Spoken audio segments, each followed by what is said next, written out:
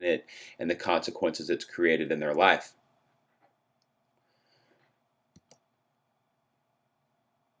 What this class is geared around, and so the tough part is really what the phase one class is, and this class is geared around the relationship part, more the love part.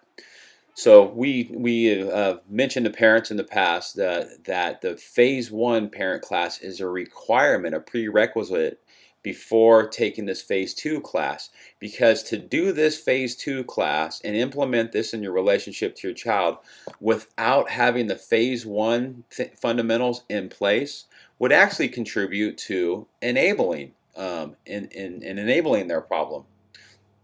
So the tough is holding them accountable, and the love part is helping them to heal and to move forward in the recovery. And tough without love is just abuse. It is. And love without tough is enabling. So we're wanting you to combine what you're learning from these two courses and hopefully to understand that and ask your counselor and to help you to keep understanding that so as to move forward in your own commitment as a parent and to help your child move forward in their commitment to recovery. So the love part is empathy. It's recognizing that they are struggling too.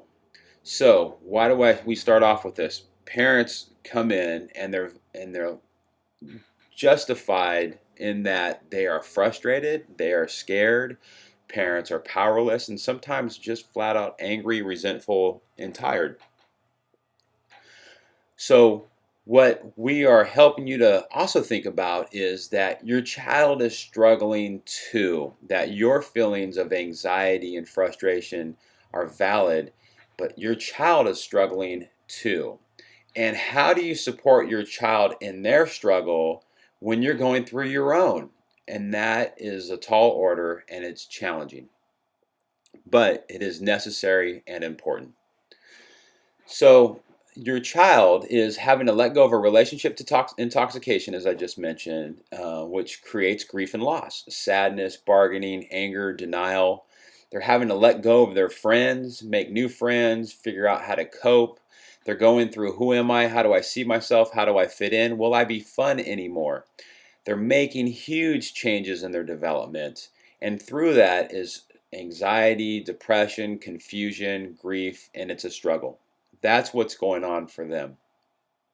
In addition to that, so with that, it's clear that they need support, they need love, they need you to have the experience that you get what that struggle is all about and how much courage it takes for them to heal and how hard it is for them to keep pushing forward. If they are not receiving that kind of support, then they're going through the struggle by themselves and alone. And oftentimes, when kids are left to go through the struggle alone, they're not only going through it without the support of their parent, but what's also happening is, in addition to their personal struggle, they're now having to take on the parent's anxiety, frustration, and emotions too. The kid has to fix themselves and now fix mom or dad's anxiety, fix mom or dad's frustration.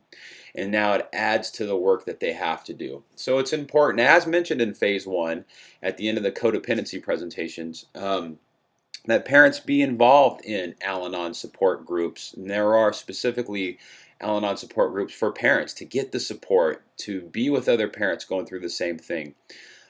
Your counselor might have a parent support group going on within their program. Or for a parent, maybe it is getting into individual therapy, but your feelings are valid and you need support too so that you can support your child. If there's one takeaway from this class today, there will be a couple of takeaways, but I guess one of the first ones here, besides this paradigm shift that hopefully you're kind of wrapping your mind around so far, it is to start to role model healthy emotional regulation. So in that frustration and anxiety and anger that you have as a parent, how do you cope with that within the relationship of your child? So what we're throwing out is to think about, and I'll talk about this more later, to think about not reacting anymore. That when emotions come up for you, that you identify what you're experiencing, you label it, think about how you're going to cope with it, and then express it. Too often, the way that what happens for these kids who are going through this struggle and not being supported in the struggle is they have parents that are reacting on them. And of course, that's not helping to support them, and it isn't helping the role model for them what they need to learn, and that is how to regulate emotion. I subscribe to an idea. There's many ways to look at addiction that are completely valid, and one that I really subscribe to is addiction is an affect regulation disorder. What do I mean by that? Affect regulation means a person's ability to regulate their emotional states and their mood.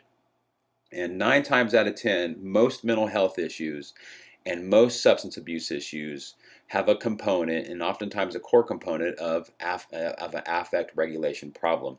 People are either overreacting to what's going on or they're underreacting, which is stuffing and avoiding. And so for young people, they need to develop still their emotional regulation and their capacity to cope. After we get them clean and sober, all of us working together, our job as the therapist and counselor is to help them to develop and gain more access to what it is that they are experiencing, learning how to identify it, experience what they're feeling, and not just run and avoid from it, talk about it in relationships, cope with it, and use that as the tool for regulating affect in their life. That's what healthy coping is. That's what healthy coping is. We have to assess. You have to assess. How well do you do that? How well do you role model that? And I think it is absolutely important to get on the same journey that your child's on right now in looking at that. And we're going to talk more about that in a little bit. What they also need is they need the experience that you get them. They need the experience of, and the experience of you getting them is attuning to them, and then they have the experience that you get them, and they have the experience of feeling felt. Mom and dad get what I'm going through. So one of the experiences I try to create in family sessions, and the counselors here try to create in family sessions from time to time, is the experience um, that by the end of the session, the kid can communicate that you get me, mom, you get me, dad, you know what it's like to be in my skin.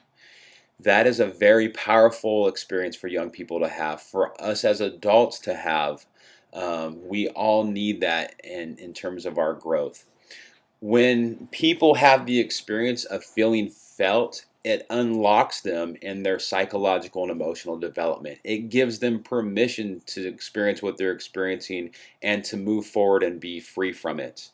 Um, so when a kid is scared and getting sober and confused about it and going through grief and loss, if we're ignoring and avoiding that and they're dealing with it on their own, it's hard for them and they're going to be a little bit stuck. But when they can have the experience that mom, dad, my counselor gets that this is hard for me and gets that I'm working at that, it keeps them in the game. It actually helps fuel them in terms of moving forward in their psychological development, their recovery, their emotional development, and on and on.